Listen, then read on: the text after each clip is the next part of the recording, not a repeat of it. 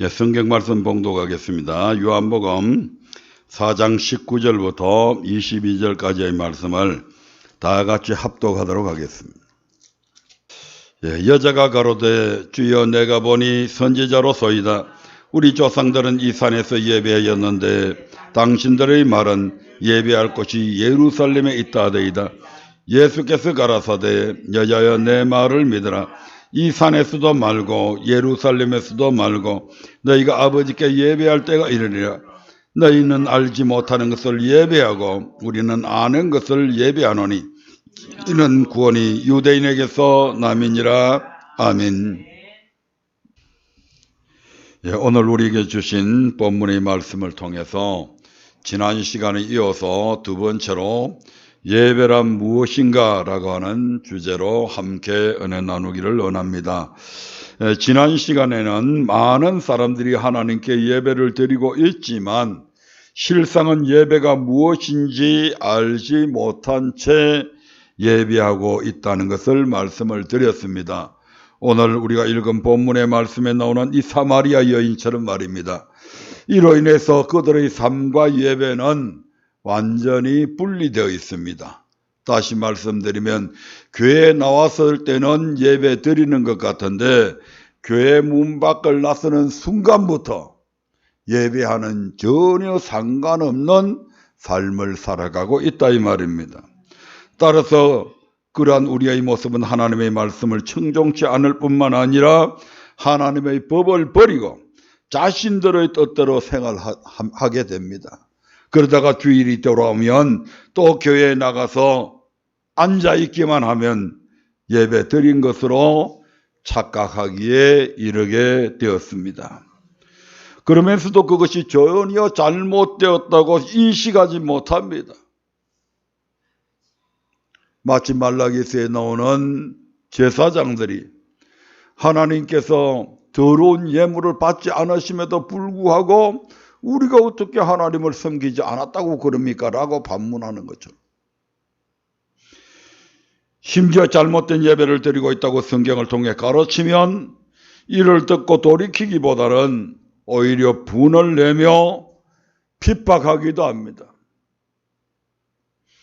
그래서 지난주부터 예배에 관하여 하나님께서 명하신 말씀을 육하원칙에 따라 예배는 누가 드려야 되나? 그리고 예배는 언제 드려야 되나에 이어서 오늘 세 번째 주제로 다룰 제목은 예배는 어디서 드려야 하는가를 살펴보면서 예배에 관한 올바른 이해를 통해 하나님께서 기뻐하시는 산제사를 드리는 축복이 있기를 원합니다. 왜? 하나님의 명령이니까. 네. 예, 그래서 오늘 세 번째 주제 예배는 어디서 드려야 하는가? 결론부터 말씀드리면 교회에서 드려야 됩니다. 앞서 확인한 바와 같이 하나님께서 이스라엘 백성에게 안식일을 명하신 이유는 그날에 하나님께 예배드리게 하기 위함입니다. 그러면 성도는 안식일 주일에 어디서 예배를 드려야 할까요? 첫 번째로 교회는 하나님께 예배드리는 처소입니다. 만약에 교회에서 예배를 드리지 않는다면 그 교회는 있을 필요가 없는 겁니다. 교회의 존재 이유가 바로 하나님께 예배드리는 처소이기 때문에 존재해야 되는 겁니다.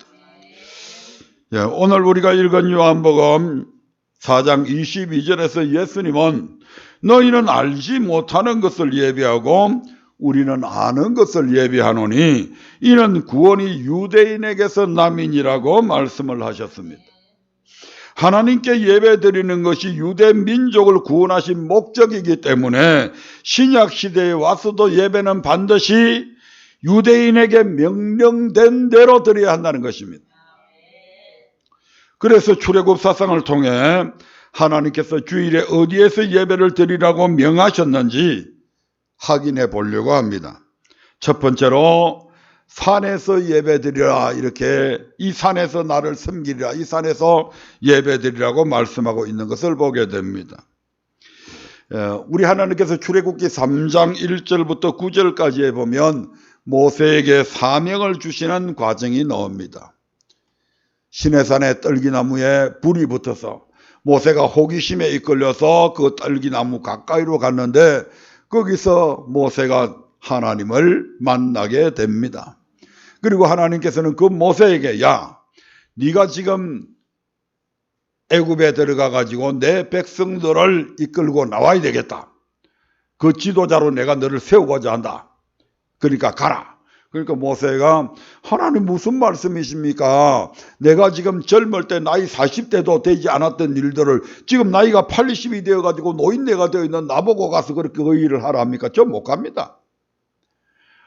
그러니까 모세가 단호하게 그냥 9절 10절부터 11절의 말씀을 보면 모세가 단호하게 거절합니다.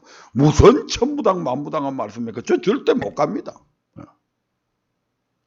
그때 우리 하나님께서 출애굽기 3장 12절에서 이런 말씀을 하시게 됩니다. 시작. 하나님이 가라사대 내가 정녕 너와 함께 있으리라. 네가 백성을 애굽에서 인도하여 낸 후에 너희가 이 산에서 하나님을 섬기리니 이것이 내가 너를 보낸 증거니라.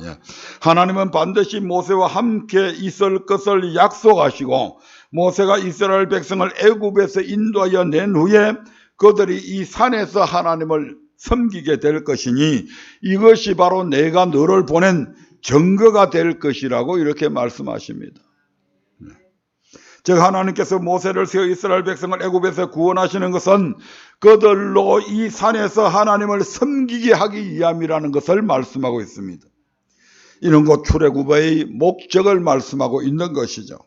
이미 말씀드렸듯이 하나님을 섬기라는 말은 절기에 하나님께 희생을 드리라, 다른 말로 하나님께 예배를 드리라는 뜻이므로 이 산에서 하나님을 섬기라는 것은 이 산에서 하나님께 예배 드리라는 말씀이 되는 것입니다. 그러면 여기에서 산은 어디를 뜻할까요? 출애굽기 7장 16절의 말씀을 한번 보겠습니다. 출애굽기 7장 16절입니다. 시작.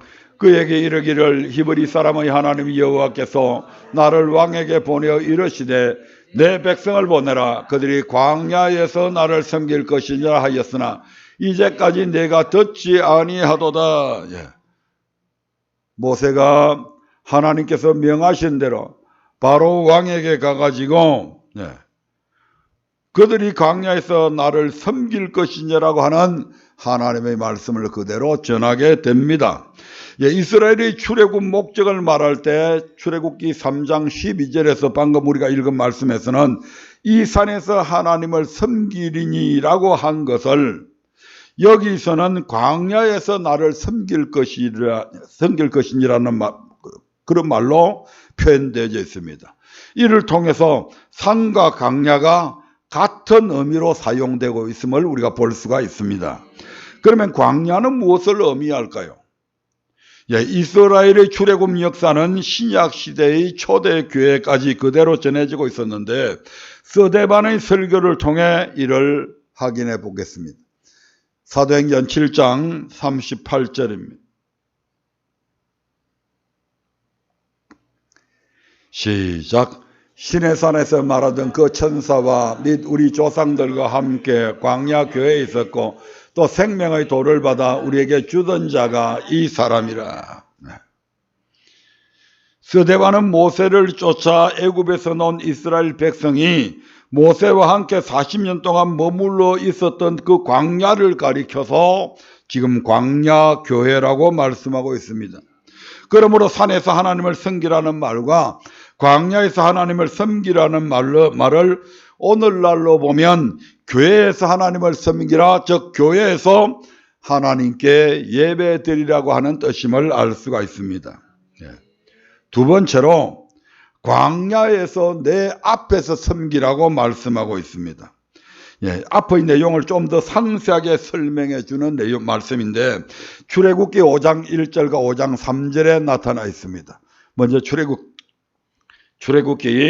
5장 1절의 말씀을 보겠습니다. 그 후에 모세와 아론이 가서 바로에게 이르되 이스라엘 하나님 여호와의 말씀에 내 백성을 보내라. 그들이 광야에서 내 앞에 절기를 지킬 것이니라 하셨나이다. 네.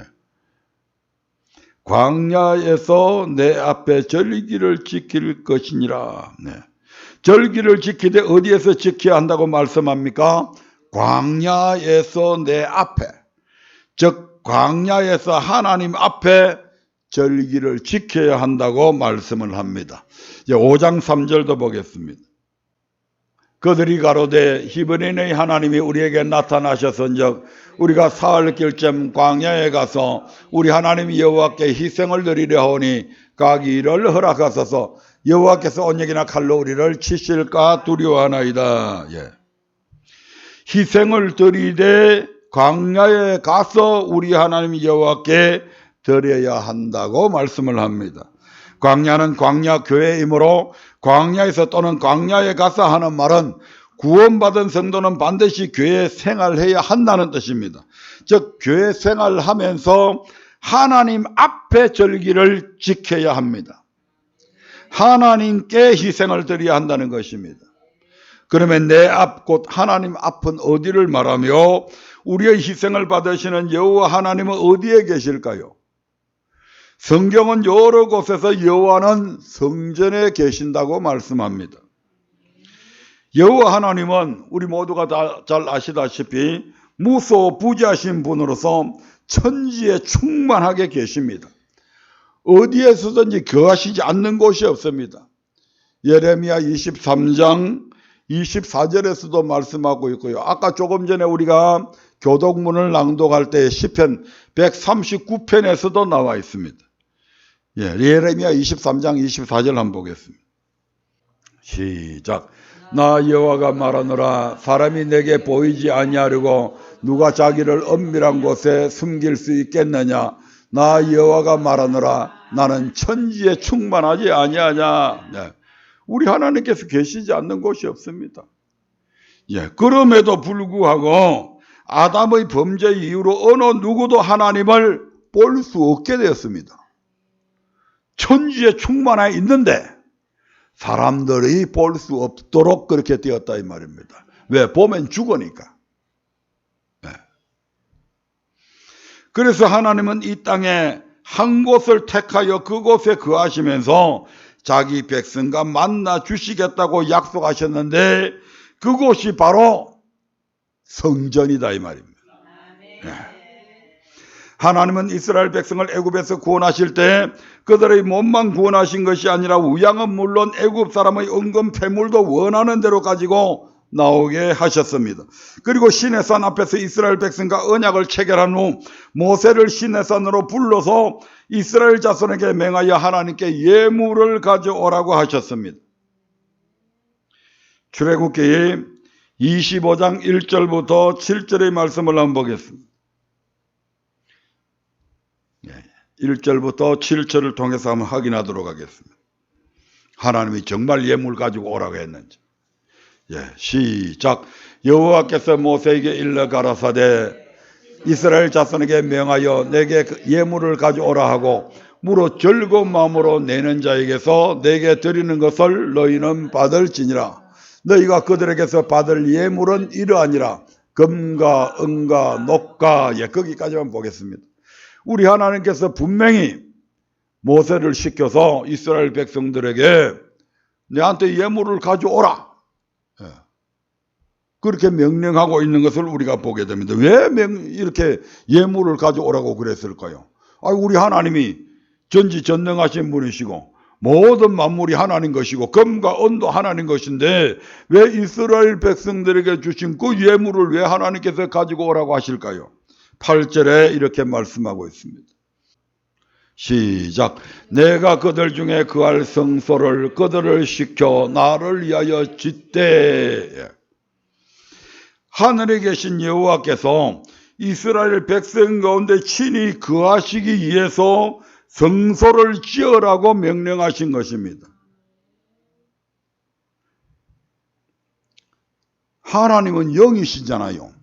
사실은 이런 집이 건물이 필요가 없는 분이잖아요.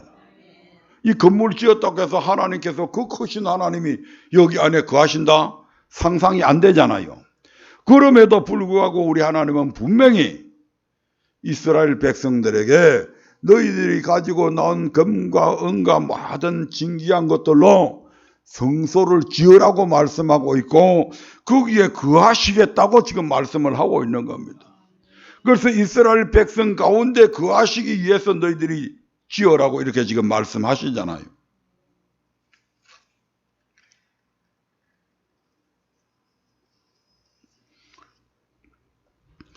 사무엘하 7장에 보면 이스라엘 왕이 된 다윗이 궁에서 평안히 거하던 어느 날에 자신은 하나님의 은혜로 아름다운 백항목궁에서 거하는데 정작 자신을 이스라엘 왕으로 세워주신 하나님의 괴는 지금 휘장 가운데, 즉 이스라엘 백성들이 출애굽해가지고 모세를 통해서 성막을 지으라고 하는 그 지은 그 성막 안에 몇백 년이 지금 흘렀는데도 여전히 우리 하나님은 그 성막 안에 지금 거하고 계신 것을 어느 날 불현듯 이 다윗이 생각을 하게 됩니다.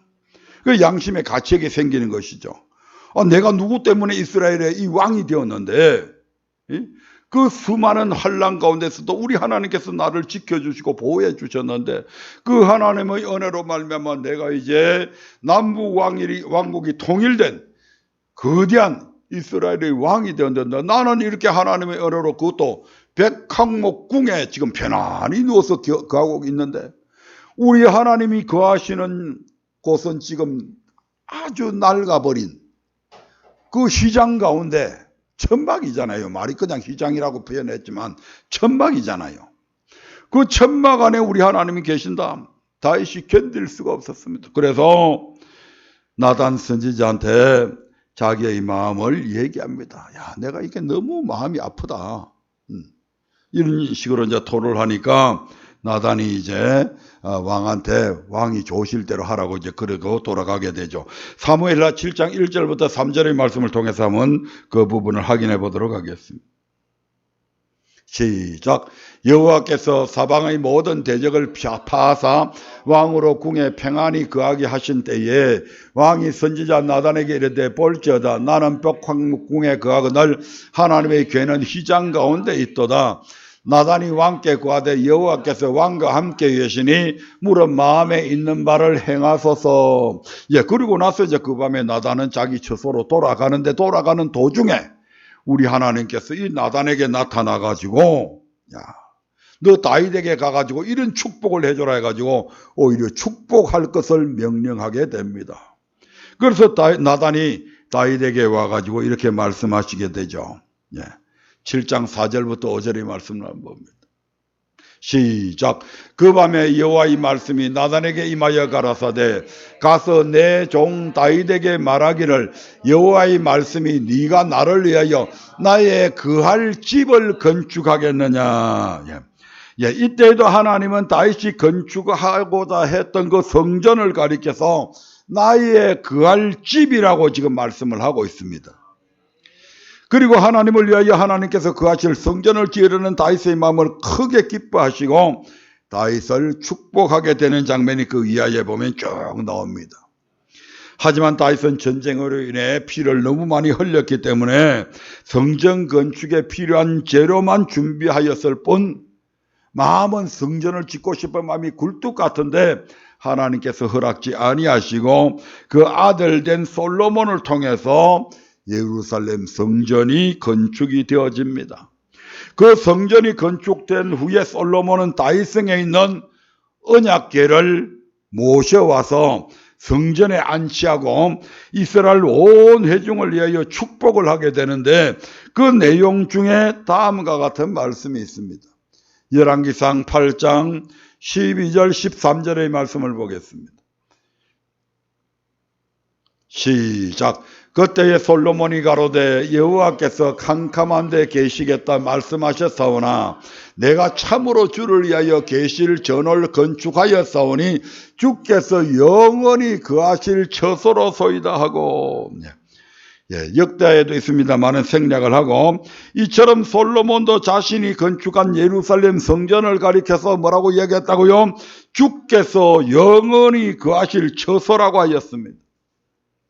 우리가 잘 알고 있는 하박국 2장 20절에서는 여호와는 오직 여호와는 그 성전에 계시니 온 천하는 그 앞에 잠잠할지니라 말씀하고 있습니다.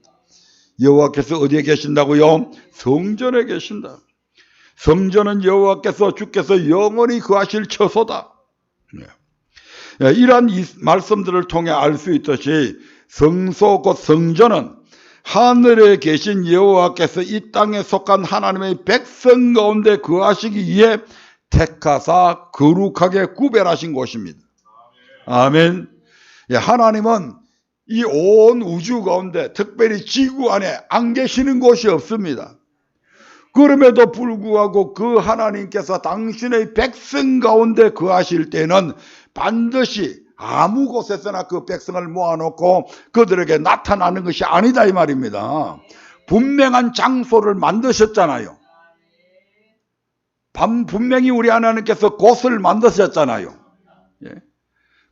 그 장소를 만들어 놓고 거기에서 거하시며 거기에서 하나님의 백성들을 만나 주시겠다고 약속을 하시잖아요. 우리의 생각과는 전혀 틀린 것이죠. 오늘날 많은 사람들이 야외 예배, 강가에서 예배, 성전 아닌 곳에서 드리는 예배의 근거로 뭐를 듭니까?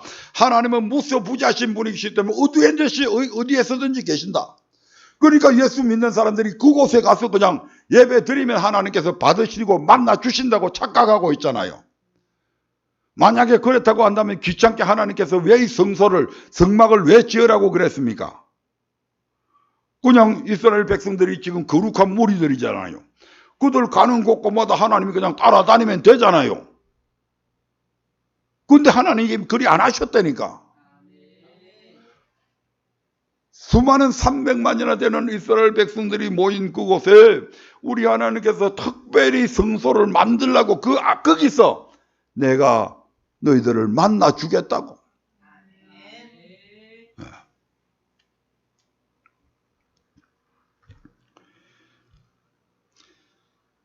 따라서 출애굽기 5장 1절에 내 앞에 절기를 지킬 것이라는 말씀은 하나님께서 거하시는 성전에서 절기를 지켜야 한다는 의미이고, 출애굽기 5장 3절에 우리 하나님이 여호와께 희생을 드리려 한다는 말씀 역시 하나님께서 계신 성전에 찾아 나아가서 희생을 드려야 한다는 의미다 이 말입니다.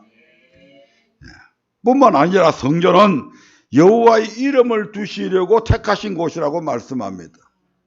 여호와의 이름을 두시려고 택하신 곳이다. 여호와께서 당신의 이름을 아무 곳에나 안 갖다 붙입니다. 아멘. 여호와의 이름을 두시려고 성전을 두신 곳이 바로 성전이다. 그 말은 이 성전은 누구 것이다? 하나님 것이다 이 말입니다. 오늘 장로들이 많이 있으면 저 목사는 앞으로 1년 있다가 갈지 2년 있다가 갈지 모르니까 우리 교회는 목사 것이 아니고 우리 성도들 것이고 우리 장로들 것이다. 옛날에 제가 다니던 교회에서도 그렇게 얘기를 하고 그래 했어요. 그래서 그냥 목사들은 왔다가 그냥 떠나면 그만인데 우리는 죽을 때까지 이 교회를 지키는 사람들이니까 이 교회는 우리 교회다 이 말이지. 아닙니다. 성전은 하나님 것입니다. 그래서 이름을 교회 성도들의 이름으로 해놨다. 그 교회를 짓고 나면 그 교회의 이름을 장로들의 이름을 둬가지고 지었습니까? 아니라는 거죠. 교회는 바로 하나님의 성전, 하나님의 이름을 두신 곳이 교회다. 그래서 하나님 거다 이 말입니다. 신명기 14장 23절을 통해서 확인해 보겠습니다. 성전은 여호와의 이름을 두시려고 택하신 곳이다. 같이 읽겠습니다. 시작. 내 하나님 여호와 앞 곧 여호와께서 그 이름을 두시려고 택하신 곳에서 내 곡식과 포도주와 기름의 11조를 먹으며 또 내 우양의 처음 난 것을 먹고 내 하나님 여호와께 행하기를 항상 배울 것이니라. 앞소절 다시 보겠습니다. 내 하나님 여호와 앞 곧 여호와께서 그 이름을 두시려고 택하신 곳에서. 이 말씀에 보면 내 하나님 여호와 앞을 여호와께서 그 이름을 두시려고 택하신 곳이라고 정확하게 말씀하고 있습니다. 그러면 여호와께서 그 이름을 두시려고 택하신 곳은 어디일까요? 열왕기상 8장 16절부터 20절까지의 말씀에 보면 솔로몬이 성전을 지어놓고 계속해서 이 성전을 바로 여호와의 이름을 두시기 위해서 이 성전 만들었다고 계속해서 그렇게 말씀하는 것을 보게 됩니다. 왕상 열왕기상 8장 16절 말씀 보겠습니다. 시작. 내가 내 백성 이스라엘을 애굽에서 인도해 낸 날부터 내 이름을 둘 만한 집을 건축하기 위하여. 누구 이름요? 여호와의 이름을 둘 만한 집을 건축하기 위하여. 17절 봅니다. 시작. 내 부친 다윗이 이스라엘 하나님 여호와의 이름을 위하여 전을 건축할 마음이 있었더니, 여호와의 이름을 위해서 여호와의 이름을 이곳에 두기 위해서 전원을 건축할 마음이 있었는데 다윗은 피를 너무 많이 흘렸기 때문에 하나님께서 허락지 않으신 것이죠. 18절 말씀 봅니다. 여호와께서 내 부친 다윗에게 이르시되 네가 내 이름을 위하여 전을 건축할 마음이 있으니. 여호와의 이름을 위하여 전을 건축할 마음이 다윗에게 있었다. 19절 봅니다. 그러나 너는 그 전을 건축하지 못할 것이요 내 몸에서 날 내 아들 그가 내 이름을 위하여 전을 건축하리라. 20절 봅니다. 이제 여호와께서 말씀하신 대로 이루시도다. 내가 여호와의 허하신 대로 내 부친 다윗을 대신하여 일어나서 이스라엘 위에 앉고 이스라엘 하나님 여호와의 이름을 위하여 전을 건축하고. 아멘. 이는 하나님께서 성전을 건축하게 하신 목적이 그곳에 여호와의 이름을 두시기 위함이라는 의미입니다. 역대하 6장에도 동일한 말씀이 있는데 시간 관계상 생략하겠습니다. 이런 성전 건축의 목적은 솔로몬의 봉헌 기도에 대한 하나님의 응답에도 다시 한번 잘 나타나 있습니다. 아까는 솔로몬이 그렇게 얘기했다면 성령에 감동해서 이제는 하나님께서 직접 하신 말씀입니다. 열왕기상 9장 3절입니다. 시작. 저에게 이르시되 네가 내 앞에서 기도하며 간구함을 내가 들었은즉 내가 너의 건축한 이 전을 거룩하게 구별하여 나의 이름을 영영히 그곳에 두며 나의 눈과 나의 마음이 항상 거기 있으리니. 이건 하나님께서 솔로몬에게 주신 말씀이잖아요. 솔로몬이 하나님의 성전을 지어놓고 그 성전 앞에서 솔로몬이 계속해서 자기 백성들을 위해서 쭉 기도하잖아요. 그 기도에 하나님 기도를 들으시고 하나님께서 이제 응답하시면서 네 기도하며 간구함을 내가 들었는데 내가 너의 건축한 이 전을 거룩하게 구별하겠다. 그래서 거룩하게 구별된 이곳에 나의 이름을 영원히 그곳에 두겠다. 그래서 하나님의 성전은 영원히 하나님 거다 이 말입니다. 그 다음에 덧붙여서 하나님께서 이렇게 말씀하시죠. 나의 눈과 나의 마음이 항상 거기에 있다.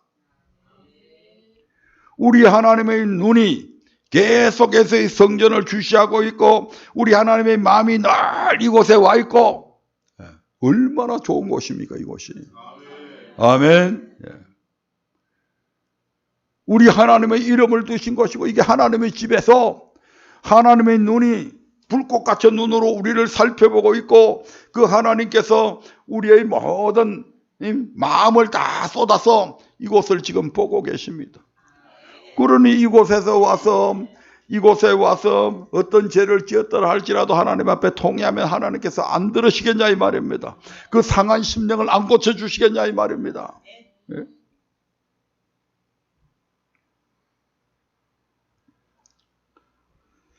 이와 같이 하나님은 이전 곧 성전을 택하시고 거룩하게 구별해서 그곳에 여호와의 이름을 영영히 두시겠다고 약속을 하셨습니다. 따라서 여호와께서 그 이름을 두시려고 택하신 곳은 성전 곧 교회임을 알 수가 있습니다. 이로써 광야에서 내 앞에 절기를 지키라, 광야에서 여호와께 희생을 드리라는 말씀은 교회 생활을 하면서 반드시 절기, 즉 안식일, 주일에는 여호와께서 그 이름을 두시려고 택하신 곳인 성전 곧 교회에서 예배 드리라는 뜻임을 재차 확인할 수가 있습니다. 그러면서 성경은 너희는 삼가서 아무 곳에서나 하나님께 예배하지 말라고까지 말씀합니다. 성전 외에 다른 곳에서 예배하지 말라 이 말입니다.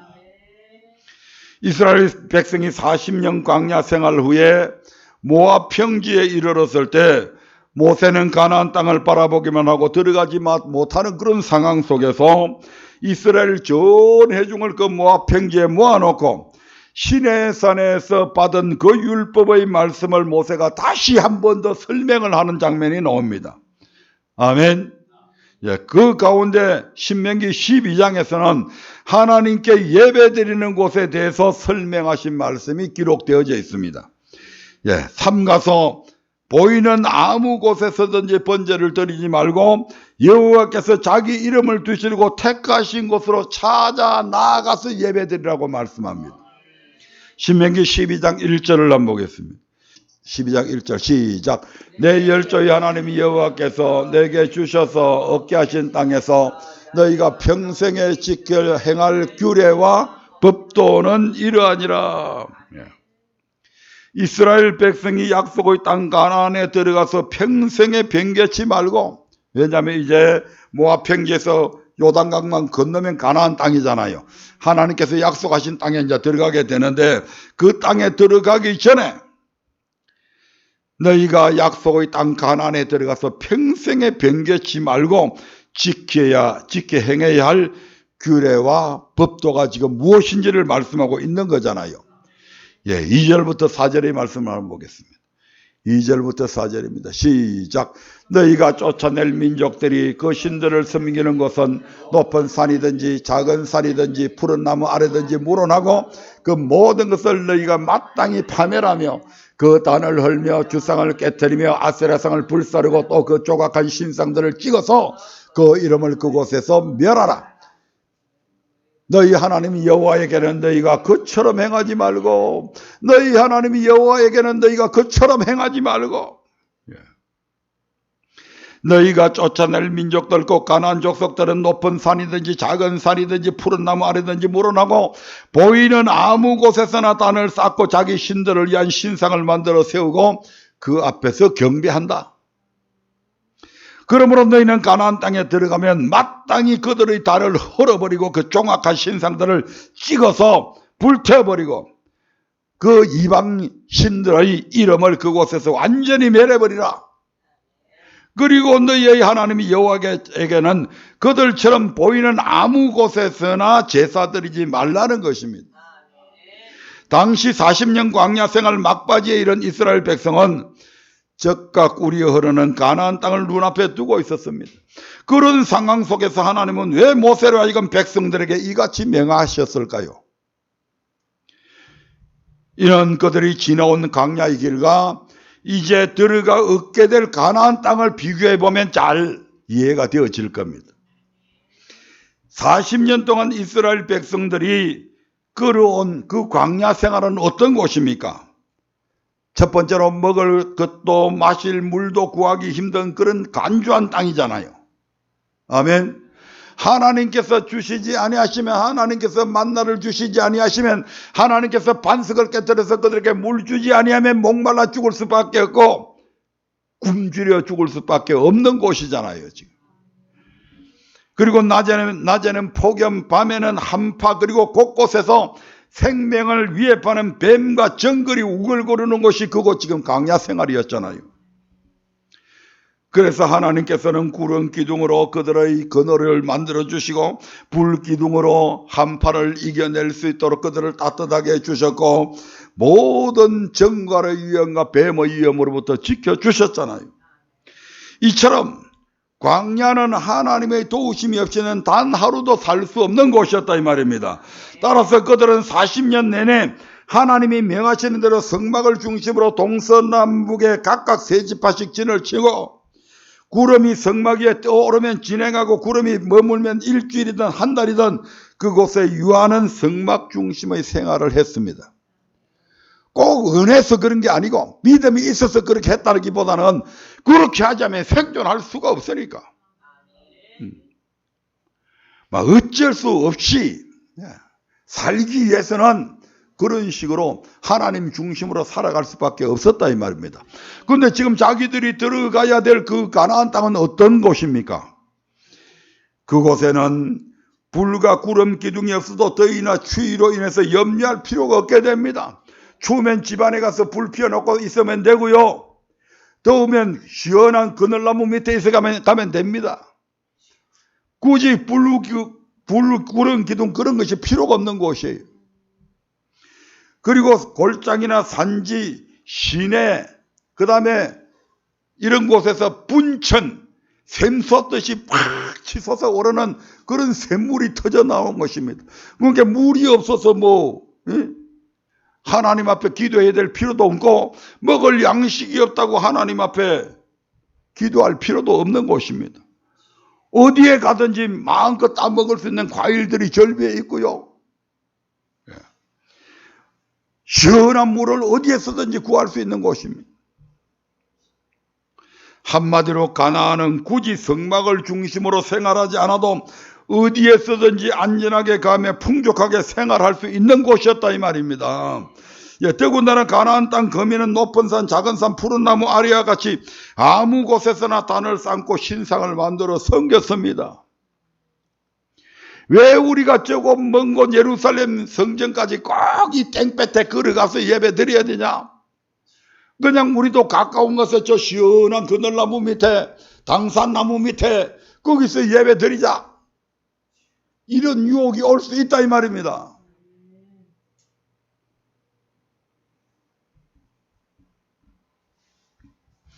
그러므로 이스라엘 백성들도 가나안에 들어가면 광야의 에세와는 달리 성막 중심으로 생활하지 않고 그 땅 거민들처럼 아무 곳에서나 하나님께 예배드릴 가능성이 아주 높아진 거죠. 이런 이유로 하나님은 가나안 땅으로 그들을 인도에 들어가시기 전에 지금 모세를 통해서 너희는 가나안 땅에 들어가거든 그 땅 거민이 쌓은 단을 헐고 그들이 섬기던 모든 신상들을 없애버리고 나 여호와께는 그처럼 행하지 말라고 지금 명하고 있는 것입니다. 아멘. 신명기 12장 4절부터 6절의 말씀을 보겠습니다.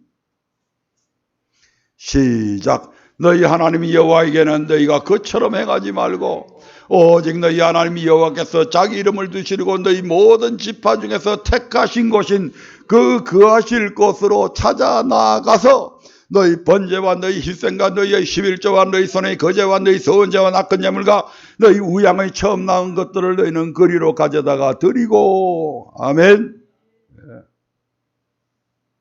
반드시 우리 하나님의 거룩하신 이름을 두신 그곳에 가서 그 성소에서 그 성전에서 그 교회에서 예배 드리라고 말씀하고 있잖아요. 아멘. 이 말씀은 11절 이후에 다시 한 번 더 강조합니다. 왜? 그만큼 중요하니까. 11절부터 보겠습니다. 11절부터 14절의 말씀입니다. 시작.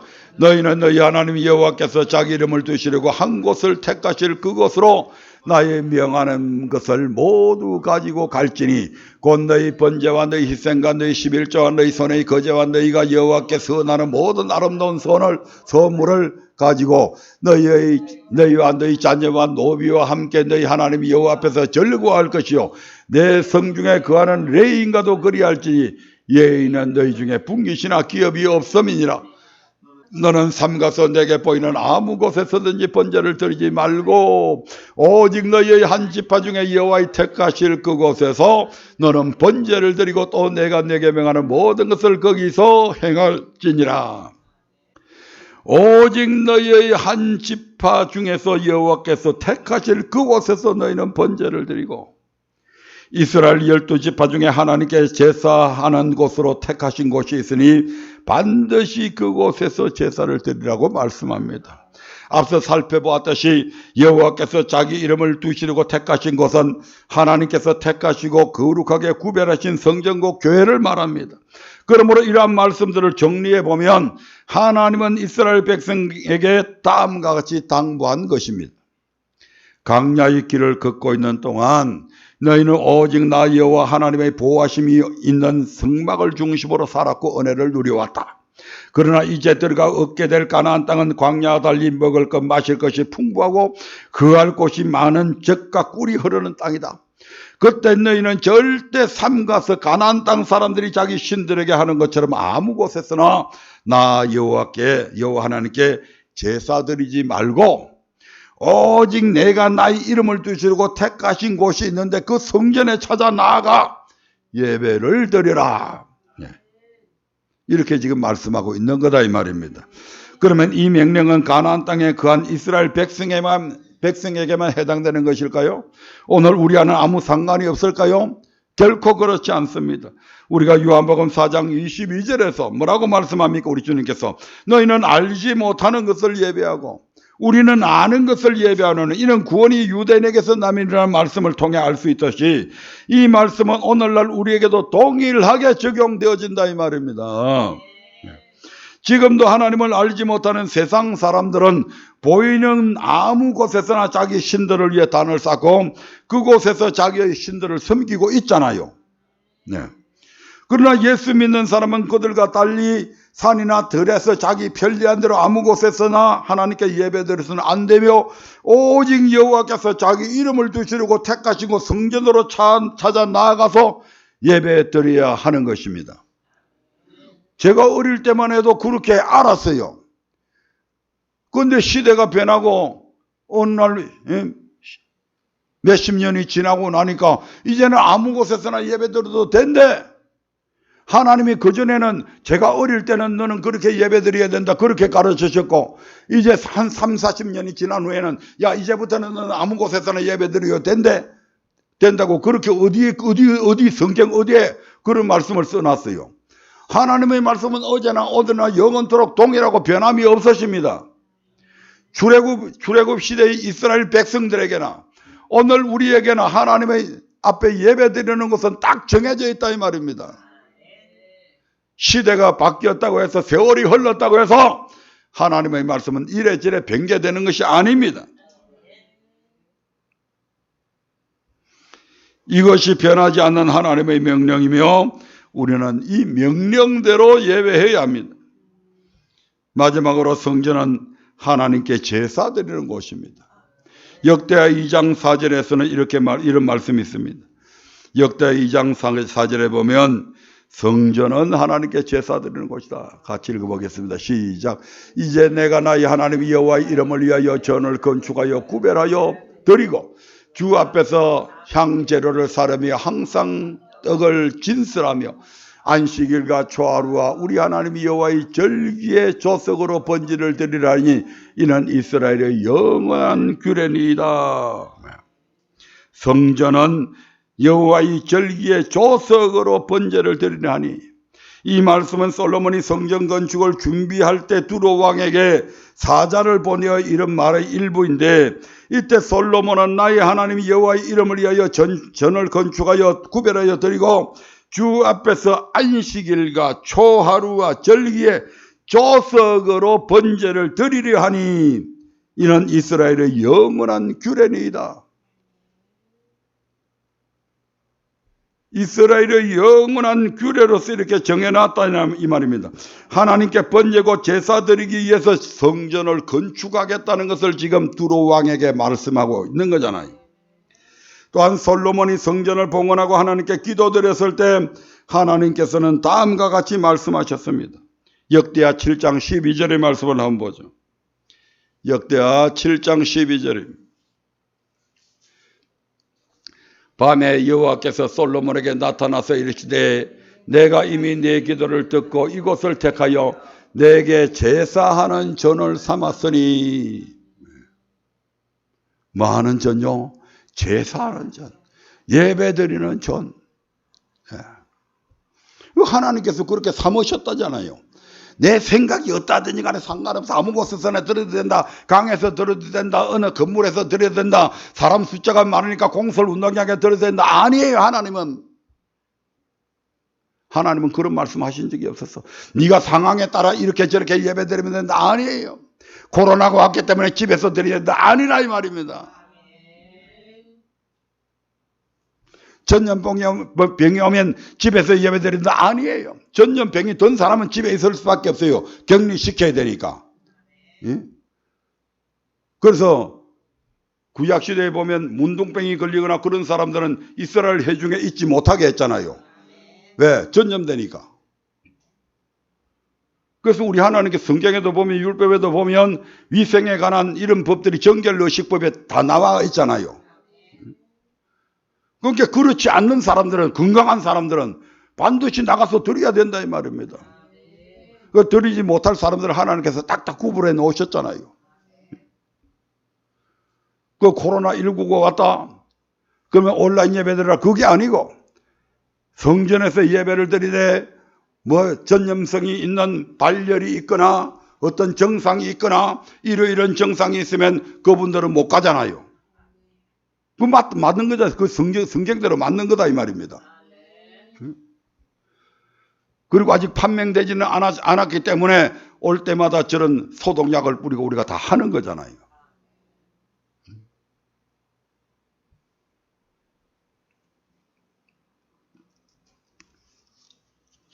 하나님은 이곳저곳 예루살렘 성전을 택하여 하나님께 제사하는 전을 삼았다고 하셨습니다. 이 때문에 솔로몬이 죽은 후 이스라엘 백성과 남유다로 나뉘게 되었을 때 북이스라엘 백성은 여전히 제사를 드리고자 남유다 땅에 있는 예루살렘 성전에 올라가려 했던 것입니다. 지금 나라가 다른데 남북이 분단이 되었으니까 지금 예를 들어서 북한에 있는 사람이 남한에 예배 드리러 가겠다고 하면 왜? 남한에 성전이 있고 북한에는 성전이 없기 때문에 이스라엘 백성들은 그런 식으로 예배 드리려 했다 이 말입니다. 열왕기상 12장 27절 보겠습니다. 열왕기상 12장 27절입니다. 시작. 만일 이 백성이 예루살렘에 있는 여호와의 전에 제사 드리고자 하여 올라가면, 여로보암의 생각에 이런 생각을 한 거죠. 이스라엘 백성들 이대로 놔두면 어디에 가서 예배 드린다고요? 예루살렘에 있는 여호와의 전에 제사 드리고자 올라가게 되어 있다 이 말입니다. 왜? 그곳이 바로 하나님 앞에 제사 드리는 곳이기 때문에 다 알고 있어. 아멘. 또한 하나님은 남유다를 바벨론 포로에서 돌아오게 하실 때에 바사 왕 고레스의 마음을 감동시켜서 조서를 내리게 하셨는데 그 조서 내용 중에도 성전을 가리켜서 제사 드리는 처소라고 표현하고 있습니다. 에스라 6장 3절 봅니다. 시작. 고레스 왕 원년에 조서를 내려 이르기를 예루살렘 하나님의 전에 대하여 이르노니 이 전 곧 제사 드리는 처소를 건축하되. 이 바사 왕은 페르시아 왕입니다. 이스라엘 왕이 아닙니다. 그럼에도 불구하고 이 고레스 왕이 지금 하나님의 전을 가리켜서 뭐라고 그럽니까? 이 전은 곧 제사 드리는 처소다. 아멘. 이와 같이 하나님은 성전을 택하여 그곳에 자기 이름을 두시고 하나님께 제사 드리는 처소로 삼으셨습니다. 그러므로 하나님의 백성된 자들은 누구나 예 없이 안식일적 주일에는 반드시 여호와께서 그 이름을 두시려고 택하신 곳인 성전에서 하나님께 예배 드려야 한다 이 말입니다. 여러분들 이 말씀을 알고 있잖아요. 이제는 이 말씀을 확실하게 기억해서 혹시 예배에 대해서 뭐 아무 곳에서나 예배 드려야 된다 그런 사람들이 주변에 있으면 이제는 그런 사람들한테 불러가지고 이보세요. 교회 나가세요? 어떤 교회 다니세요? 근데 예배는요 방금 선생님이 말씀하시는 것처럼 그런 대로 예배 드리는 것이 아니고요. 우리 하나님은 반드시 성전에 나가서 예배 드리라고 그렇게 하셨어요. 해가지고 성경을 딱딱 보여주게 되면 그 사람들이 올바로 깨우칠 줄로 믿습니다. 그래서 알고 있는 말씀들도 계속해서 또 반복해서 이렇게 가르치게도 됩니다.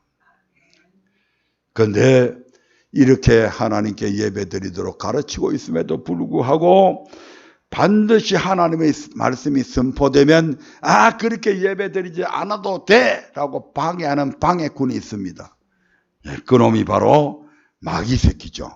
그래서 그 마귀의 미혹에 대해서는 다음 시간에 말씀을 드리도록 하겠습니다. 오늘 말씀은 여기에서 끝냅니다. 반드시 여호와께서 그 이름을 두시고 택하신 곳인 성전에서 하나님께 예배 드려야 된다고 하는 것을 뱃속 깊이 기억하시기를 주의 이름으로 축원합니다.